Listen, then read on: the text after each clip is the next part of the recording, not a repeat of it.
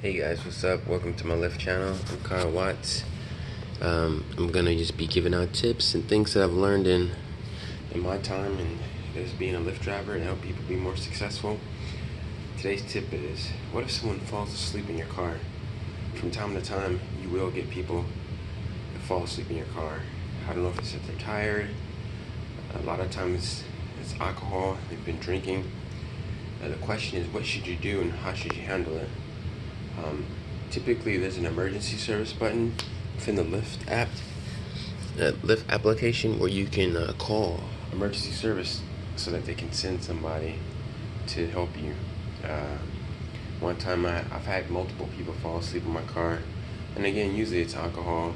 Unfortunately, you will pick up people that are high, and whatever type of narcotic or drug they're on, but you just know, it's not the alcohol, and they're acting kind of different. So anyway, first thing is you can call emergency services, and it's within the app. And two, usually it is the alcohol, but you can try to wake them up. Now, if you go to wake them up, which is obviously the first thing you can do, is don't touch them. I've driven for Uber and Lyft,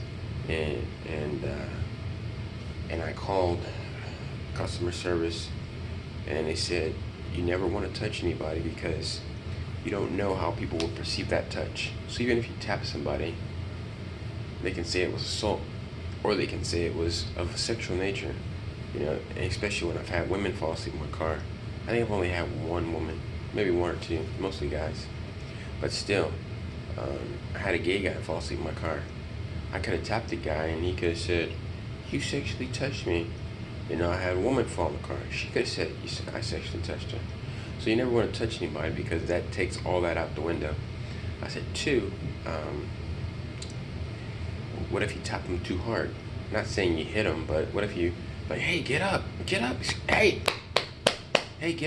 What if you hit, "Hey, get up, get up."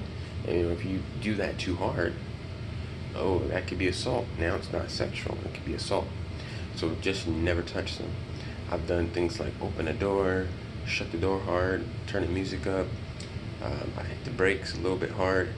Anything to get their body movement. I've raised my voice, not yelling, but hey, it's time to go. It's time to go. We're here. And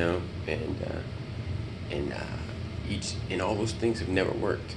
It's just a matter of luck that they wake up, or just a period of time of trying.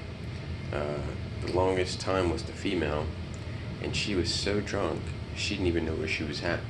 When I called emergency services, I had to confirm with them on the phone so that she can hear that we are in the right neighborhood, that we were in the right neighborhood, and she somehow put the address in wrong, or a friend or acquaintance ordered a ride for her. So we were literally on the opposite side of the block, but she was so drunk she didn't even recognize her neighborhood. Because if she wouldn't have been so drunk, she should have at least recognized that she was in her neighborhood, and she could have said, "Hey, go down the street a little bit more." But she had no idea, so she just kept saying, "You brought me to the wrong location. Take me home. Where'd you take me? Oh my goodness, this is not where I'm supposed to be. Why'd you bring me here?" And then she's yelling at me, pulling on my arm, and I'm like, "Please don't touch me like that." And it just was ridiculous, guys. So if someone falls asleep in your car, don't touch them, don't get mad, just raise your voice, so it's more authoritative, so they can hear you. "Hey, it's time to go, we're here." Maybe repeat their address to them, call their name out, maybe open up the door, maybe shut it a little hard. It's anything to make them wake up. And if that doesn't work, call emergency services. It'll hold your night up, but it's better than you touching them. And then later you have to explain to Lyft or Uber, "Hey, they said you touched them. They said you pushed them kind of hard." You know what I mean? And if someone falls asleep, I would suggest prop up your cell phone camera, or have an extra a tablet in the car, and just start video recording. So you have evidence that, hey, everything was good to go. You didn't do anything wrong. Or get a car camera. Typically, you don't need it that often, but when situations get kind of weird, you might just want to record yourself for safety. I've never really needed that, but in the future, I think I might, just as a backup. And if anything, it's just more of a visual deterrent for people to, hey, calm down, don't act up.